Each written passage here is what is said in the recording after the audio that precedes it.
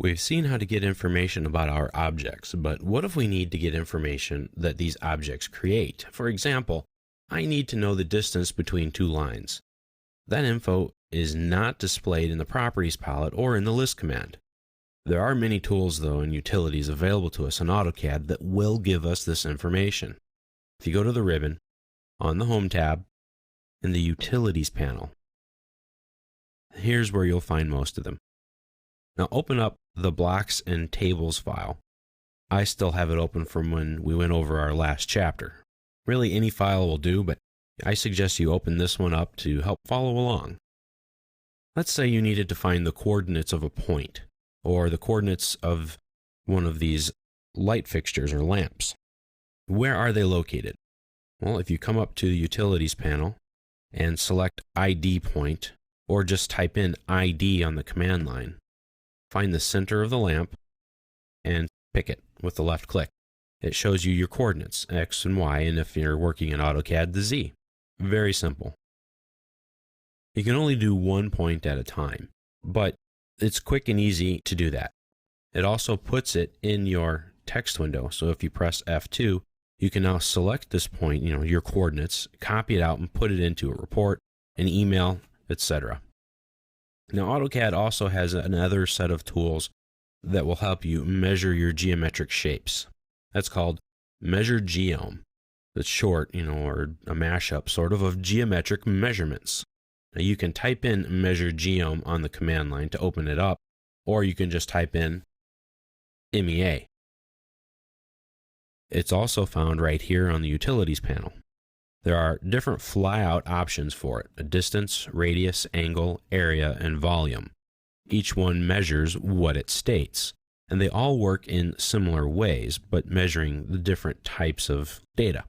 So if you type in MEA on your command line, press enter, you will also get a list of all of these same options: distance, radius, angle, area, and volume. So however you want to use it, go right ahead. Let's start with area. Go to a room, let's say the laundry room. Maybe we need to find the area of this room so we can order enough tile. That's quite easy. Just start picking the points at the corners of the room. AutoCAD will create this green shape for you, and it will give you the total area. Wherever the green is, that's where the area will be measured. If you press F8 to turn on your ortho, you can only move horizontally and vertically. But if you turn it off, you can move anyway, and you can visualize and see the shape that's going to be created. Once you're finished picking all of your points, press enter, and there you go. We're working in architectural inches right now, so it's giving us the area in square inches, and it's also showing it to us in square feet. The other nice feature that it adds in there for us is the perimeter. 42 feet, 1 inch. Now we know that we need 93.229 square feet of tile. So however much tile we need to order depending on its size, we now know. So that's a great bit of information. Just click exit and you're done.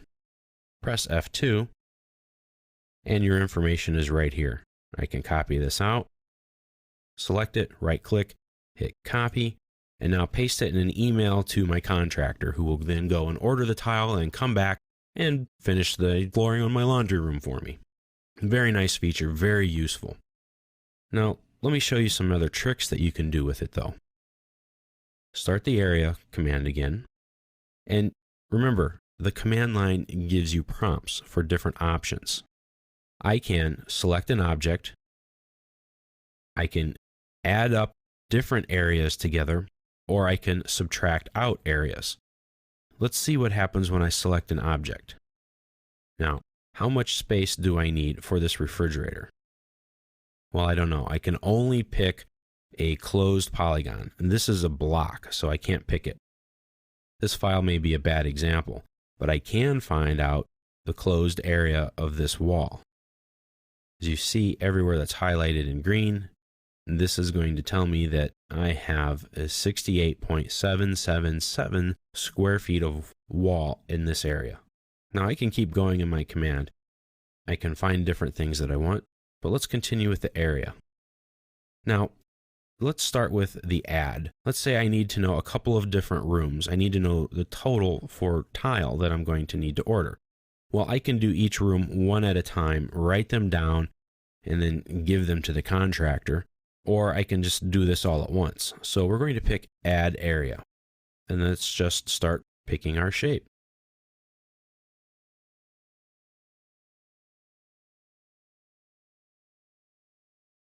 And you can do any shape that you need. It cannot select arcs, but it will do straight lines from point to point. Once you've finished picking everywhere for your area, click Enter.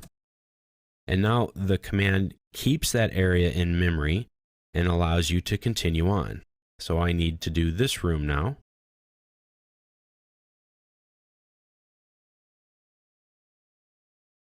And I have my running O snaps on so that it'll automatically pick the endpoints for me.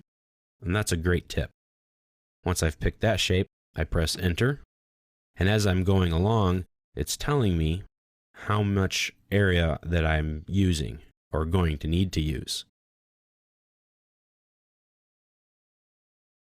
Going to this room now because it also has tile. Press Enter. Now I have these 3 rooms. Now this is a hardwood floor right here, so I don't need that room. Again, hardwood floor, and it looks like I'm finished for the main level.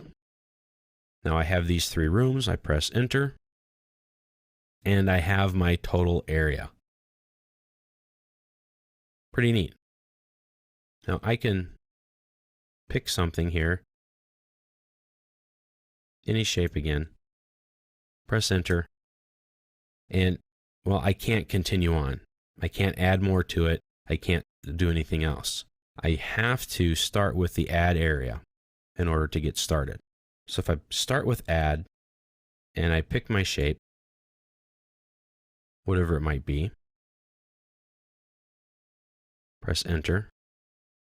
Now that I've added something to it, I can pick the subtract area. So let's say I don't want this part. Now the part that's in red will be the part that's being subtracted from the green part. So once I've picked everything, I press Enter. And if that's everything I've done that I want to do, I press Enter again, and here is my total. That's just the green area, not the red area. So that's nice if you have a special case. For example, if I wanted to work on the kitchen area, make sure though that you start off with the add area. Pick your shape. I'm just going to limit to what I'm doing here to give you an idea so we don't take forever just clicking. Here's my area for my kitchen. Let's say I don't want tile underneath my sink. Well, now I can use the subtract option and pick some points. These aren't the exact points I need, but in order to speed things up, I'm just going to give you an idea here. So there you go. Now I know enough tile minus the sink area of what I need. Now that's very useful indeed. And the fact that it puts everything in your text window so that you can copy it out and insert it into a report or to an email or so that you can just isolate it in some way is also very useful. Now the other features work essentially the exact same way. So let's say distance. I can find the distance between 2 points. There it is. If I start the distance command again, and I pick my first point, I get the option to be able to select multiple points or just pick my other point. So if I select multiple points or type in the letter M, I can measure several different points. So I can get the length that I'm going to need across this wall, or I can measure the perimeter of something. And it tells you your total distance. So it's very similar. Radius is also very simple. I just find an arc or a circle, I pick it, and it tells me the radius.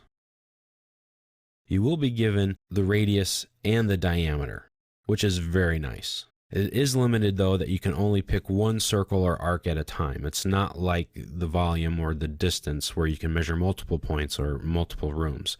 So you can only measure one item at a time, but that's okay. That's typically all you're going to need. Now the angle command, there are a couple of different ways that you can use it to measure something.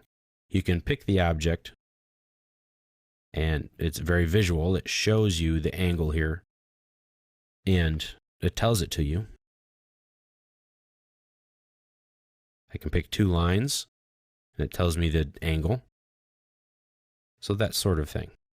You can also pick a vertex and then define the 2 lines. So start the angle command again, and it tells you here to select an arc, circle, line, or specify a vertex. So if I want to specify a vertex, I just type in the letter S, pick a point, say right here. Pick my first line, that's my starting line, and then it measures the angle. And it tells you what it is. Let's try that again. Start the angle command, press S to specify a vertex. I'll pick that point there. And now I'll pick this point here, and then I'll measure down to here. That door is open at 90 degrees. So that's how you do the angle command. Quite simple, very straightforward, pretty quick, and easy enough to use. Now, the last one I want to look at is the volume command. The volume command works exactly like the area, only once you've found an area, you give it a height, and then it will use the basic area times the height to give you the volume. So if we wanted to find the volume of the kitchen, I can find my area, and I'm going to simplify this area again. Press enter, and then I tell it how high to create it. So if I type in 3 feet, it gives me the volume in cubic inches, which is my basic unit. So it will give you your volume in basic units, or the units that you are being set in. So if you need to find a distance, a radius, an angle, an area, or volume of something, these are some very useful and great tools to use. When you're finished, just click Exit.